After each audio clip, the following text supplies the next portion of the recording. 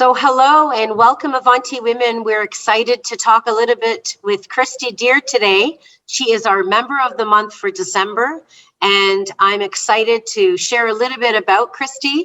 She is a former facilitator, has a gift of facilitation, and she is the woman of the wild, if you ask me.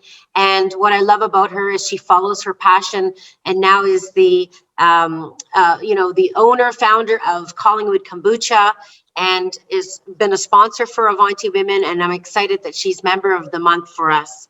So Christy, we want to hear a little bit more about, who you are and who you are at the core and what really motivates you to get up and go in the morning. If you could just kind of tell us a little bit about you and your background and your path to how you got to where you are today.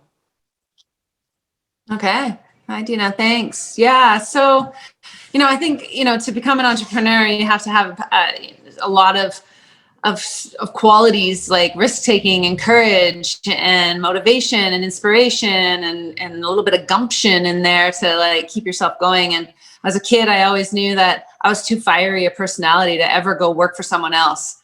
So it's pretty much always been my path that I've worked for myself in some kind of way. And also I always knew that my earning potential would be a lot greater if I worked for myself than if I worked for someone else. So that's been a big motivator for sure. And being able to keep the creative process alive within me, which is really, which is really why I love being an entrepreneur, because there's so many hats you get to wear and you get to just learn all the time. One of my greatest values is to learn. I'm a lifelong learner. So it was just a natural fit. My mom was an entrepreneur and my dad was blue collar. And I always thought her life looked so much more appealing and interesting to me. So I just stayed on that path and followed her lineage, really. Excellent. Oh, that's great. Well, thank you for that. And in terms of, mentoring and networking, how has that helped you as an entrepreneur? Yeah, it's massive.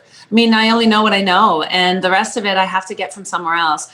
I'm not somebody who used education as a real tool to help me get where I'm going. So I use relationships, and relationships have been the one thing that I've done well in my life. So asking for help and it's not easy. You got to sift through a lot of people to find the ones that are actually going to be committed to your growth and your development and who are really there to support you and see you succeed, Mentorship is also kind of challenging as a woman. It can be a little bit harder to find somebody who has gone the path already that you want to be on and is willing to come back and has the resources, skills, time. A lot of women entrepreneurs and women that I would look to, their resources were so thin. They were moms, they were entrepreneurs, they were, they had so many hats they were wearing, right? So networking and coaching were something that I got more of. And it's just been recently that I've actually moved into having and receiving more mentorship. And there's a big difference to me between a teacher, a coach, a mentor, and being able to just network with like-minded people, right? So mentorship has been really important to find people who have been actually on the road that I am on and have had success and can come back and show the actual path.